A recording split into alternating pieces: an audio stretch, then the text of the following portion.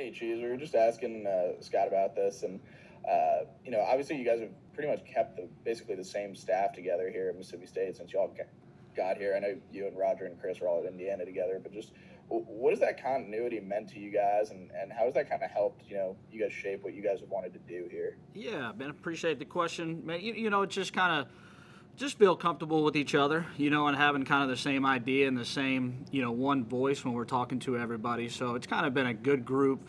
Tough to leave, obviously, having opportunities and things like that, but just felt like this place is right, and coming down here was a special group and a special talented group, and kind of really, I've been with Coach Lamona's probably even all the way back even when I was a player. So I've been fortunate enough to be around him and enjoying him, obviously. But no, I think it's just kind of been a comfortable group, and it's the SEC, hard to leave.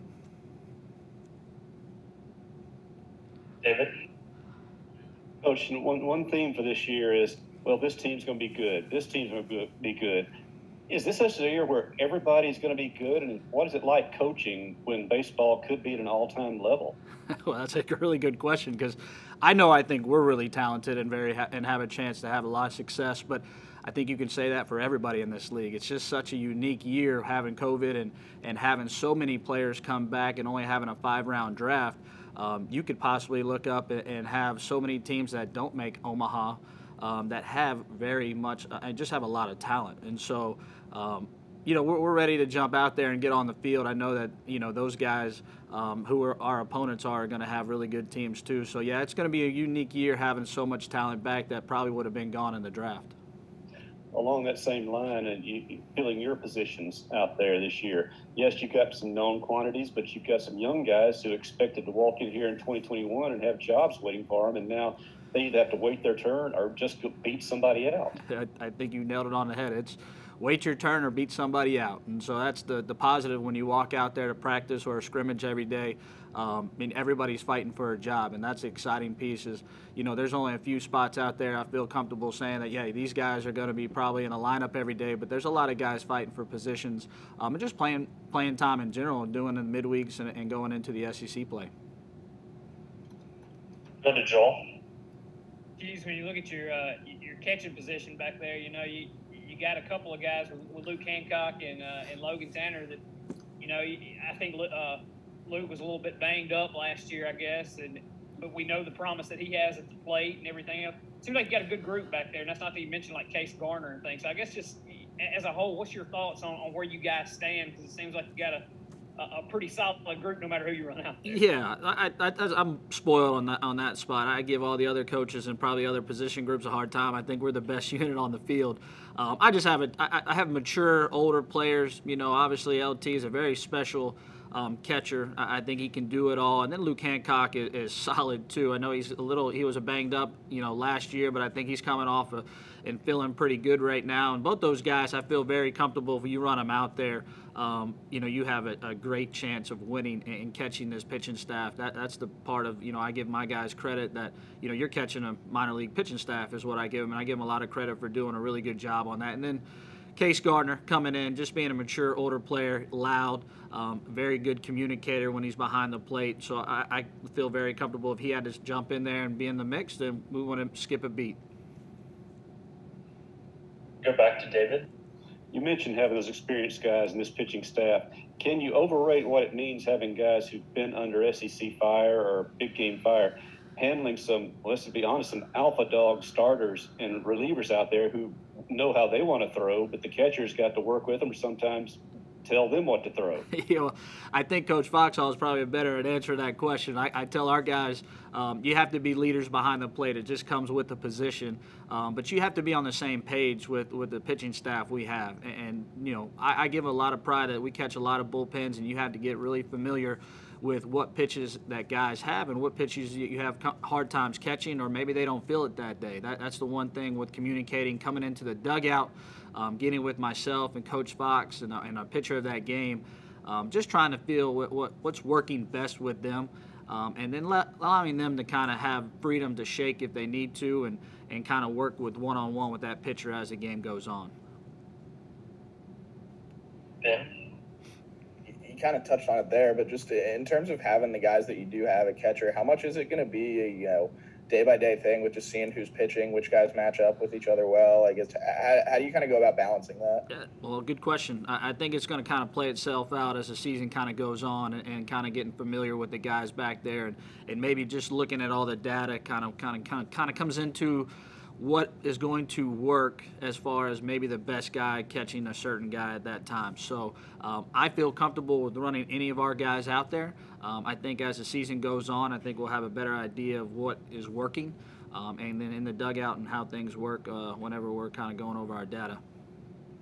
I mean, in a perfect world, would you have one guy go and catch 55 games or whatever? But, I mean, do you feel pretty comfortable balancing it out? That's a good question. I think you got to balance it out. I would hate to just have one guy back there and then at the end of the year he's tired. I've had that happen to me before because we only had one guy that was able to do it, and we felt comfortable with him. I feel comfortable with all three of them, and so hopefully we don't have to do it, and no injuries or anything COVID-wise comes up with that. But I'm hoping that those guys can all kind of split some time, and then let it play itself out. If a guy takes over and wins the job and it's his to lose, then we'll let that see kind of what happens.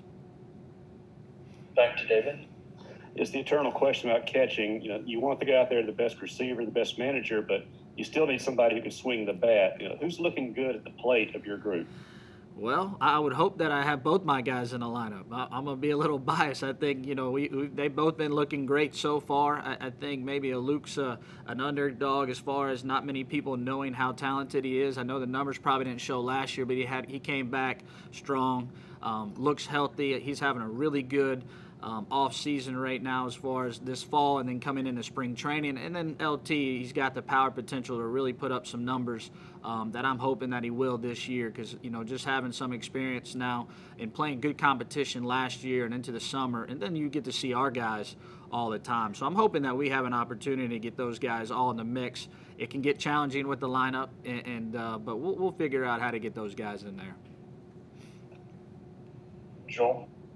Kind of along those lines, this may be more of a question for Chris, but is there any hesitancy to putting, let Logan catch, let Luke DH, and then, you may end up in a spot where, if a guy gets hurt, you may lose the DH kind of thing. Of course, I know you got Case too, so maybe that makes you more comfortable. I guess just what's kind of the staff mentality? Is there any hesitancy at all to using a catcher as your DH too?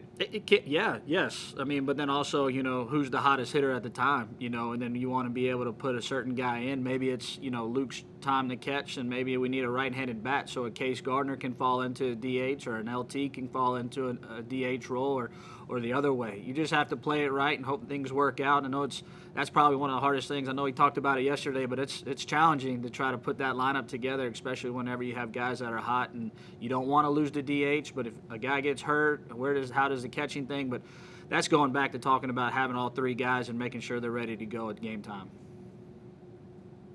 Ben.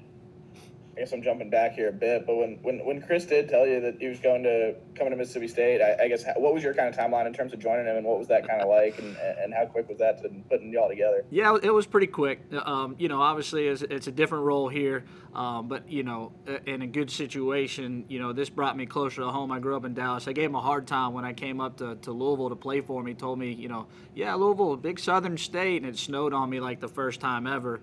And I hated it up there for a time being. Best decision that it's ever happened in my life. And then he moved me to Indiana, so we went even more north. But no, it was a good decision. The timeline happened pretty quick. I talked to a lot of people, and hey, they said, man, you got to go. This is be a good spot for you. I'm excited. I made the move.